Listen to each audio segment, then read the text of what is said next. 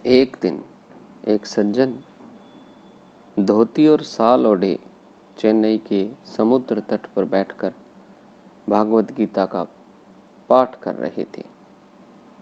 उसी समय वहां पर एक 21 साल का लड़का आता है और उनको यूं गीता पढ़कर आराम से मगन मुद्रा में बैठे देखकर वह उनसे कहता है, क्या आप आज भी इस अंतरिक्ष के युग में ऐसी किताबें पढ़ते हैं? देखो, इस समय हम चांद पर पहुंच गए हैं और आप अभी भी गीता और रामायण पर अटके हुए हैं। सज्जन ने लड़के से पूछा, गीता के बारे में तुम क्या जानते हो? लड़के ने सवाल का जवाब नहीं दिया और उत्साह के साथ कहा, यह सब पढ़कर क्या होगा? मैं तो विक्रम साराभाई अनुसंधान संस्थान का छात्र हूं, एक वैज्ञानिक हूं मैं। गीता पाठ किसी काम का नहीं है। लड़के की ऐसे बातें सुनकर वह सज्जन हंस पड़े। तभी दो बड़ी गाड़ियां वहां आकर रुकी। एक कार से दो ब्लैक कमांडोज और दूसरी से एक सिपाही नीचे उतरे।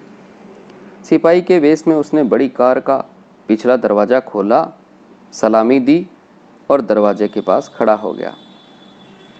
वह सज्जन जो गीता पाठ कर रहे थे, धीमी गति से कार में चढ़कर बैठ गए।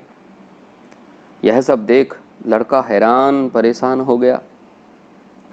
उसे लगा कि यह आदमी कोई प्रसिद्ध व्यक्ति होगा।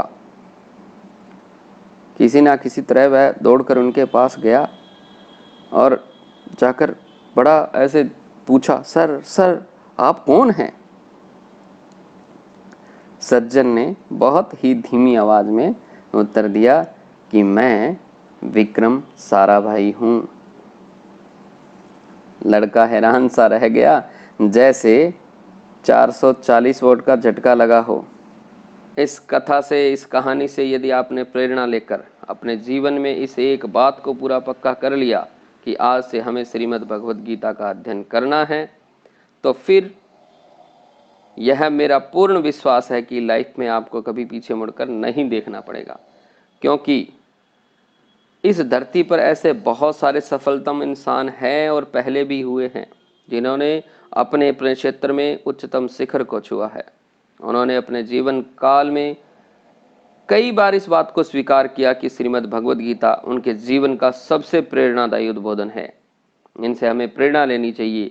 जैसे साइंटिस्ट डॉक्टर विक्रम साराभाई, हमारे सबके अजीज श्रद्धेय डॉक्टर APJ अब्दुल कलाम जी, जिन्होंने अपनी आत्मकथा में लिखा है कि गीता एक विज्ञान है।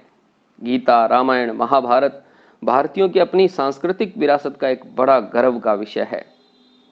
श्रीमद् भगवद गीता से प्रेरित होकर ही डॉक्टर साहब ने कभी नॉनवेज नहीं खाया।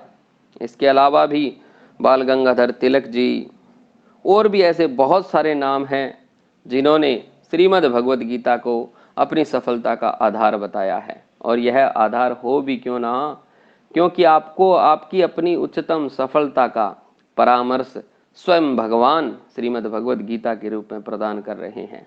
तो आइए आज व्यास पूर्णिमा से हम अपने जीवन में एक संकल्प लें कि हम अपने जीवन के अंदर श्रीमद् भगवद गीता का रोजाना अध्ययन करेंगे और अपने परम तक पहुंचेंगे। प्रभु भगवान श्री कृष्ण सब पे अपनी कृपा करे, सबको उनके परम से मिलाए। इन्हीं शुभकामनाओं के साथ जय श्री कृष्ण, जय सिया राम।